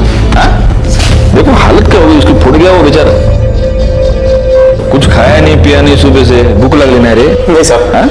कर दे, वड़ा पाव लाया तेरे लिए, लेकिन प्रॉब्लम भी मेरी बीवी बोलती है वड़ा पाव हेल्थ के लिए बिल्कुल अच्छा नहीं। तो मैं क्या करता हूँ, मैं तेरे को ना एक अलग कॉम्बिनेशन खिलाता हूँ, मस्त। ये ले, हाँ, इसमें ये खा। नहीं सर। अरे खा ना। नहीं सर, देख प्यार से दे रहा हूँ, खा। माफ कर दो। कर दे, माझा ऐकत ना, घ्या तुम्ही घ्या खाना भूख लगी तेरे को, खा।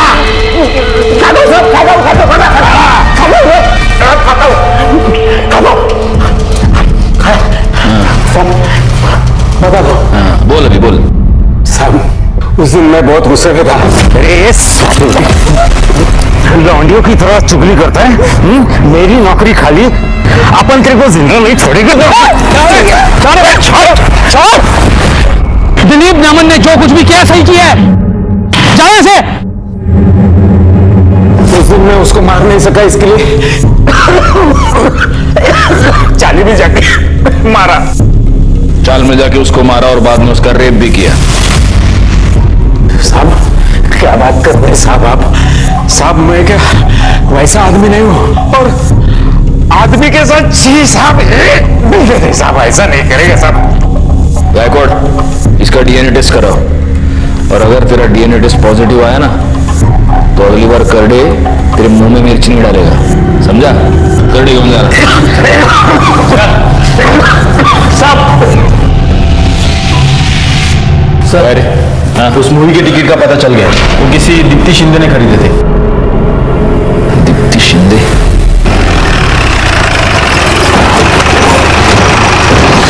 ये दीप्ति शिंदे कहाँ रहती है? सर दूसरे माले पे।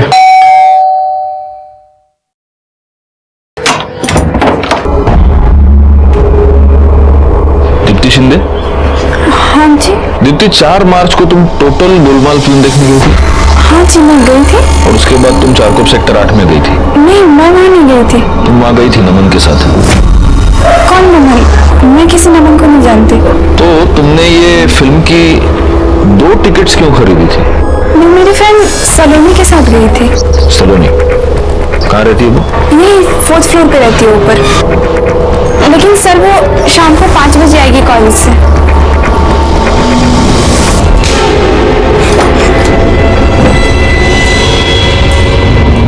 हाँ सलोनी, मेरी बात ध्यान से सुनो। पुलिस शायद तुमसे इंक्वायरी करने आएगी, तो तुम कहना कि 4 मार्च को तुम मेरे साथ मूवी देखने आई थी। समझ में आई ना बात? और फिर क्या होता है? अच्छा, हाँ, ओके, हाँ समझ गया, मैं समझ गया। चलो रखो फोन अभी शोभा। अरे रखो फोन, अभी मैं काम में हूं ना। चलो बाय बाय। सर ये सलोनी सर। सलोनी? 1 मिनट। नहीं, डरने की कोई बात नहीं है। बस जरा 2-3 कैजुअल सवाल पूछने थे। मुझे एक बात बताओ, तुम दीप्ति की फ्रेंड हो, राइट? जी। तो 4 मार्च को तुम दीप्ति के साथ फिल्म देखने गई थी, वो टोटल गोलमाल? हाँ गई थी ना। कैसी है फिल्म? अच्छी है।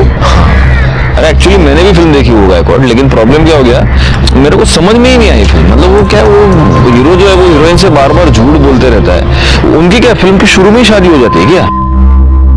हाँ, पहली फिल्म में शादी हो गई थी। हाँ, अब समझा मैं। मतलब वो मियाँ बीवी थे ना, तो वो पति तो पत्नी के साथ झूठ ही बोलेगा। चलो एनीवे, थैंक यू। हो गया बस, मैं जाऊँ? या श्योर। जब से केस शुरू हुआ है घर जाने का वक्त नहीं मिल रहा। अपनी फिल्म कब देखी? मैंने नहीं, मेरी बीवी ने देखी। और इस फिल्म में हीरो हीरोइन की शादी फिल्म की बिगिनिंग में नहीं, इंटरवल में होती है। फिर इसे कैसे नहीं पता? क्योंकि उसने फिल्म देखी नहीं। दीप्ति के कहने पर ये हमसे झूठ बोल रही है। अब सवाल सिर्फ इतना पैदा होता है कि दीप्ति हमसे झूठ क्यों बोल रही है।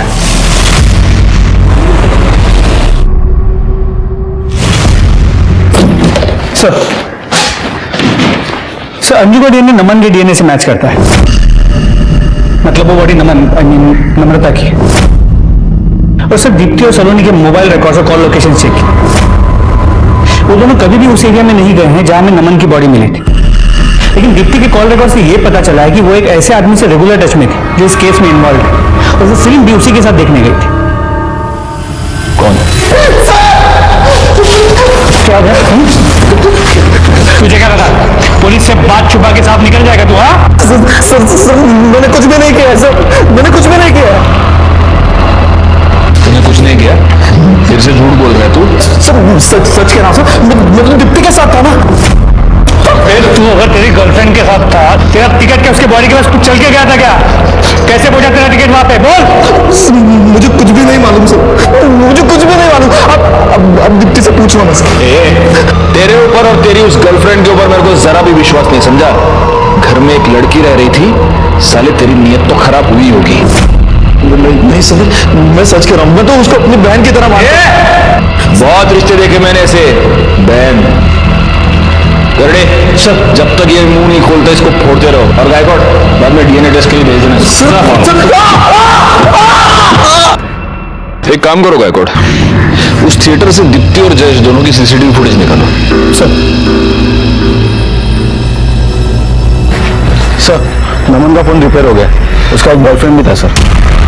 बॉयफ्रेंड?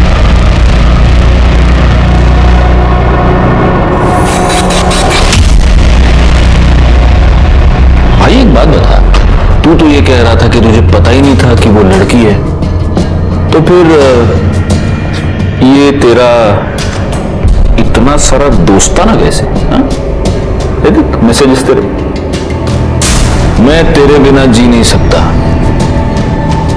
तेरे बिना रातों को नींद नहीं आती।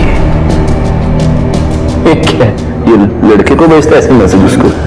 सर एक्चुअली मुझे पता चल गया था कि वो लड़की है।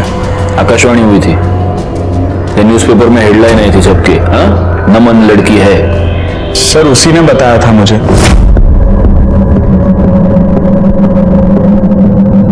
अच्छा सुन, हाँ वो मेरी बहन नम्रता है ना, वो तुझे पसंद करती है और तुझसे मिलना चाहती है। उसने तुझे यहाँ देखा और मुझसे कहा तुझसे बात करने के लिए। अच्छा, कहाँ मिलना है?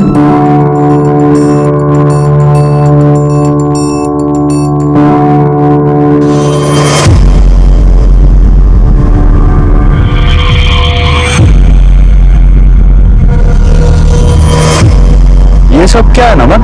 तू लड़की बन के क्यों आया? क्योंकि मैं लड़की क्या?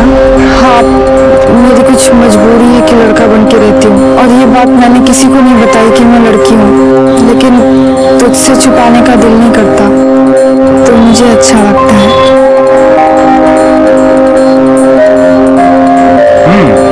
तब भी मैं सोचूं कि एक लड़का इतना सीधा साधा भोला भाला सच्चा कैसे हो सकता?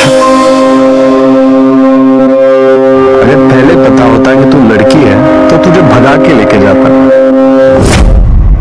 ऐसी क्या मजबूरी थी? सर वो बहुत ही परेशान थी, बहुत ही दुखी थी वो सर। उसके खुद के जीजाजी ने ही उस पर रेप किया था। क्या? जी सर, उसके बाद उसकी बहन ने उसे घर से निकाल दिया। उसकी बहन का ही आसरा था उसके पास। रास्ते पे आ गई थी सर वो, इसीलिए मजबूरन उसे लड़का बनना पड़ा। लेकिन उसका जीजा तो ये कह रहा था कि वो उसको उसकी बहन से मिलवाना चाहता था। नहीं सर, ये गलत है सर। एक्चुअली उसके जीजा जी उसके प्रॉपर्टी के पेपर्स पर साइन करवाना चाहते थे, और वो पेपर्स में ये लिखा था कि नम्रता अपनी मर्जी से अपनी सारी प्रॉपर्टी, अपना सब कुछ उसकी बहन के नाम पर कर देना चाहती है। साले, खुद को बचाने के लिए उसके जीजा पे डाल रहा है सब कुछ? नहीं सच तो ये है कि उसे पता चल चुका था कि तू शादीशुदा है। उसने तुझे ये धमकी दी थी कि वो सब कुछ तेरी बीवी को बता देगी, इसलिए तूने उसका मर्डर किया है ना? ये बात सच है कि उसे पता चल गया था सर, लेकिन उसके बाद मैंने उसे मिलना बंद कर दिया था। तूने मिलना बंद कर दिया और तेरी बीवी ने मिलना शुरू कर दिया।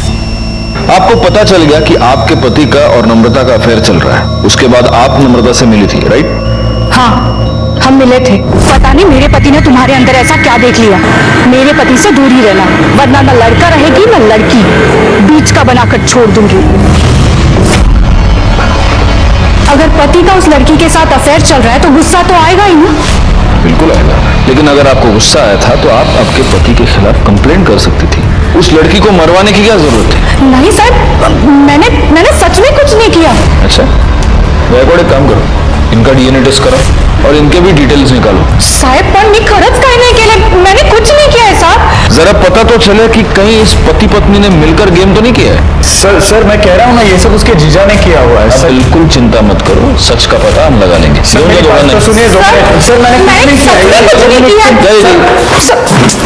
सर ये सब क्या कह रहे हैं आप? ये सरासर झूठ है सर।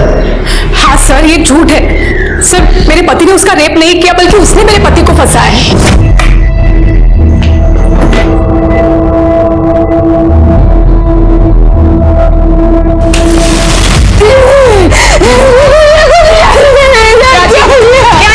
अंजू, ये झूठ बोल रही है। ये खुद आई थी मेरे पास, और कोई अगर लड़की मेरे सामने कपड़े उतार कर आएगी तो एक आदमी क्या करेगा अंजू?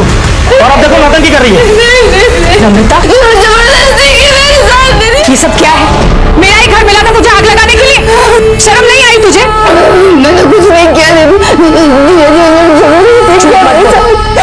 आज से तेरा मेरा कोई रिश्ता नहीं, निकल जा मेरे घर से। मैंने कुछ नहीं किया है। आप ही बताइए सर, क्या मुझे उस पर गुस्सा नहीं आएगा? मुझे शर्म आती है उसे अपनी बहन कहते हुए। सच तो यह है कि आपके पति ने ही उस पर रेप किया है। सर ये क्या कह रहे हैं सर आप? ये सरासर झूठ है, मैंने कुछ भी नहीं किया सर। तुमने एक बार नहीं, तुमने 2 बार उस पर रेप किया है। जब उसने प्रॉपर्टी के पेपर्स पर साइन करने से इनकार कर दिया, तब भी तुमने उसका रेप करके उसे मार डाला। बैकआउट ले चलो इसे। सर लेकिन मेरी गलती क्या है सर? सर मैंने कुछ भी नहीं किया है सर। और आपको शर्म आनी चाहिए। आपकी बहन को जब आपकी सबसे ज्यादा जरूरत थी तभी आपने उसका साथ छोड़ दिया।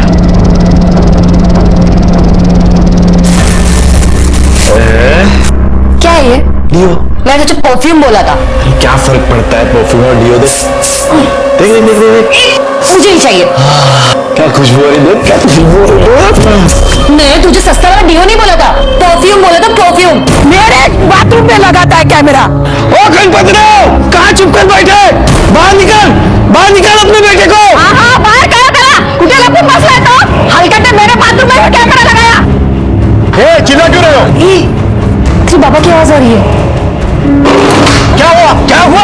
अरे हमारे बाथरूम में कैमरा लगाया। ये देखो, मेरे बाथरूम में कैमरा फिट किया उसने। लगता है सबके बाथरूम में कैमरा फिट किया उस हलकट ने। अरे क्या बकवास कर रहे हो तुम लोग? बकवास हम नहीं कर रहे गणपत भाऊ, ये तो सब आपके अनिल ने किया है। उसके लड़के ही आए थे हमारे बाथरूम रिपेयर करने, तब उसकी कालाकांडी है। मैं तो बोलता हूँ हम सब लोगों को घर में घुसकर मारना चाहिए। क्या किया तूने? सच्ची बता, तूने झोल किया? कुछ नहीं।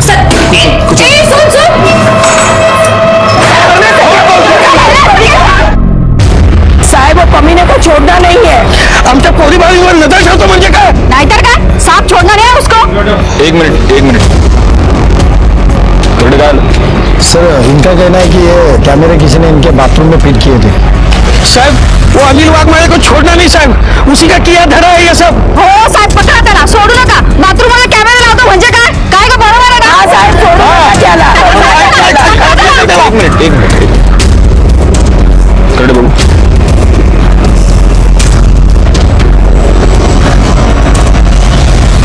देखो जा।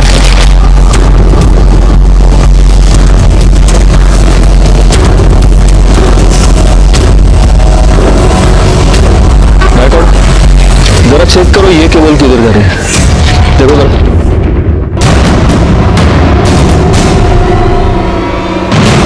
सर उस कमरे में। चलो। हाँ मैं मिलता हूँ। आप ठीक है मैं बाद में फोन करता हूँ। हाँ साहब कहाँ जाना साहब? ये ऊपर वाला कमरा किसका है, राइट साइड का? वो मेरे बेटे का है। लेकिन क्या हुआ? चल उड़ा खोली, चला।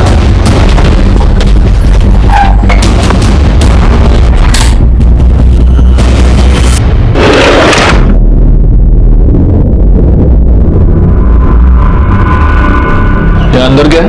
ये मेरे बेटे का स्टडी रूम है। अब यहाँ पे पढ़ाई करता है वो। Study room? आपने देखा है उसे पढ़ाई करते हुए कभी? नहीं मतलब ज्यादातर वो ऊपर रहता है और मैं नीचे रहता हूँ।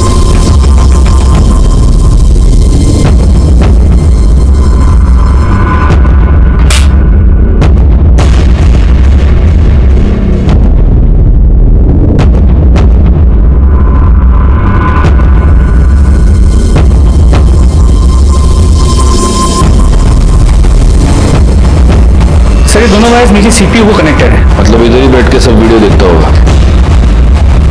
सर लैपटॉप खोलो। सर पासवर्ड प्रोटेक्टेड है। कंप्यूटर एक्सपर्ट को बुला।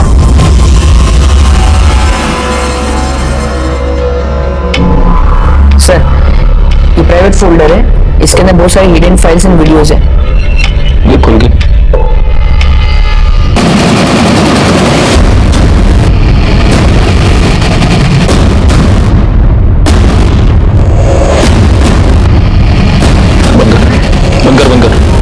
ये सब फाइल का बैकअप ले। इसका मतलब इस अनिल ने नमन का रेप करके उसका मर्डर किया है। ये तेरे बेटे की पढ़ाई? हाँ किधर वो? सर उसने मुझे कहा था कि वो अपने दोस्तों के साथ 2-4 दिन के लिए बाहर जा रहा है। रिकॉर्ड इसके ये सारे कंप्यूटर सारे लैपटॉप सीज कर लो और जिस किसी बिल में छुप कर बैठा होगा ढूंढ के निकालो उस साले को। हमें अनिल की तलाश थी, बहुत जल्द हमारी ये तलाश खत्म हो गई, लेकिन हमारे हाथ अनिल नहीं अनिल की लाश लगी।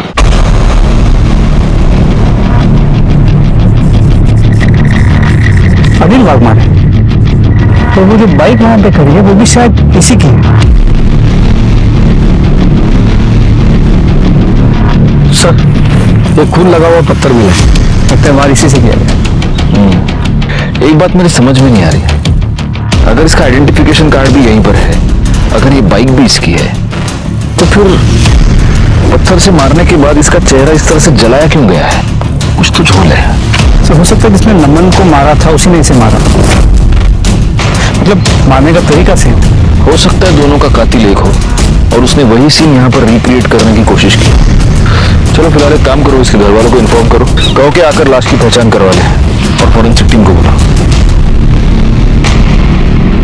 बॉडी पे एक कपड़े और जूते मिले, आप इन्हें पहचानते हैं?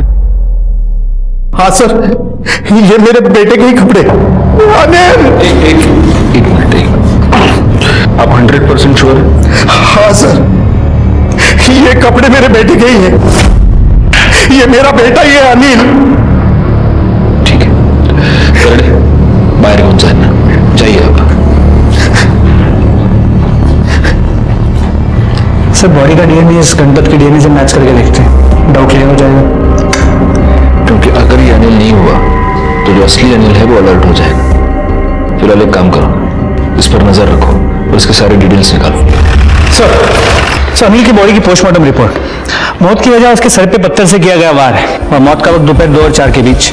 नहीं रिकॉर्ड, पहले एक काम करो, इस लाश का डीएनए नमन के बॉडी पे हमें जो सीमेंट मिला है उसके डीएनए से मैच करके देखो। अगर वो मैच होता है तो ही हम ये कंफर्म कह सकते हैं कि ये लाश अनिल की ही है, और अगर डीएनए मैच नहीं होता तो कोई हमारे साथ गेम खेल रहा है। सर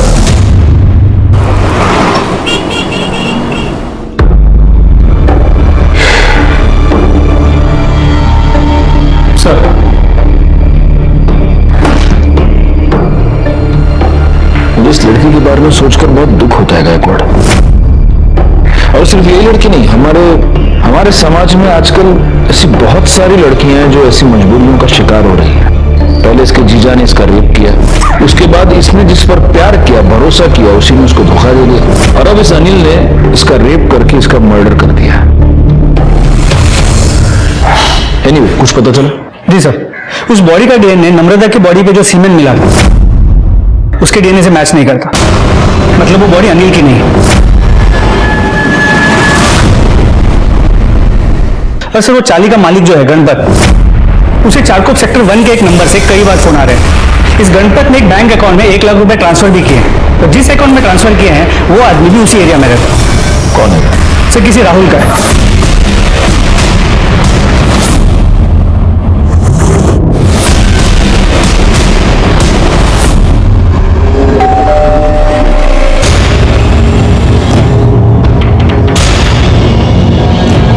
कौन चाहिए? ए दिलशाने, दरवाजा उघड चाल। पूरे घर की ठीक से तलाशी लो।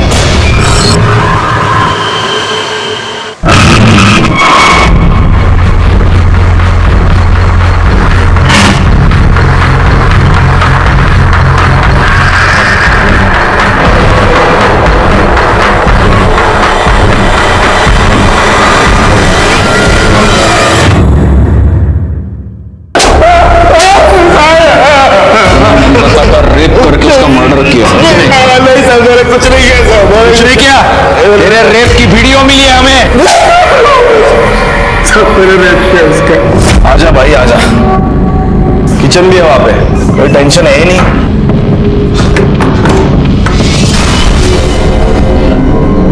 क्या कर रहा है? कुछ नहीं, देख मुझे पता है ज्यादा नाटक मत कर, तू लड़की है। उसके बाद मुझे दूसरे दिन पता चला कि पुलिस को उसकी डेड बॉडी मिली है।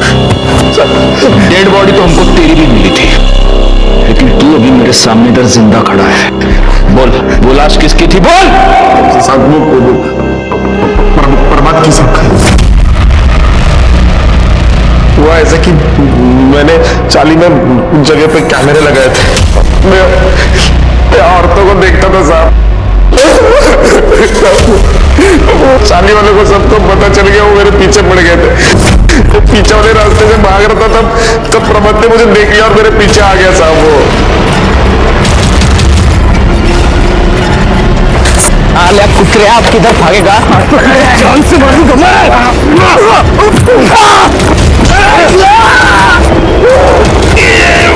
मेरे कपड़े उसको पहनाए ताकि लोगों को ऐसा लगे कि मैं मर गया, फिर मैंने उसका चेहरा जलाया। जैसे तूने प्रभात को मारा वैसे तूने नम्रता का भी मर्डर कर दिया है ना? नहीं साहब, मैंने नहीं मारा उसको। वैसे नहीं बोलेगा गायकवाड़।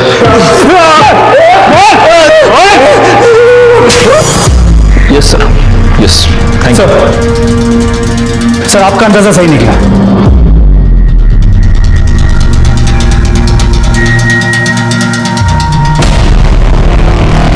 हमने तेरी गाड़ी का फॉरेंसिक किया और उसमें हमें नम्रता के ब्लड के ट्रेसेस मिले।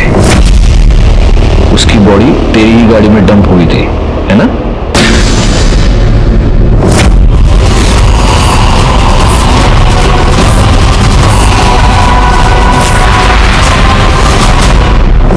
हाँ सर,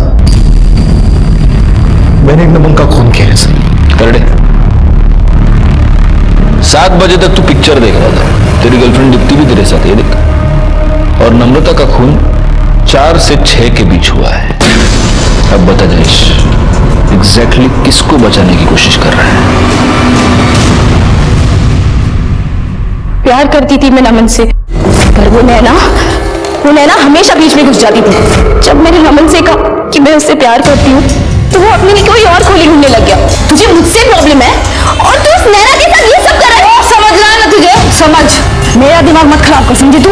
मुझे नहीं पता था कि वो लड़की है।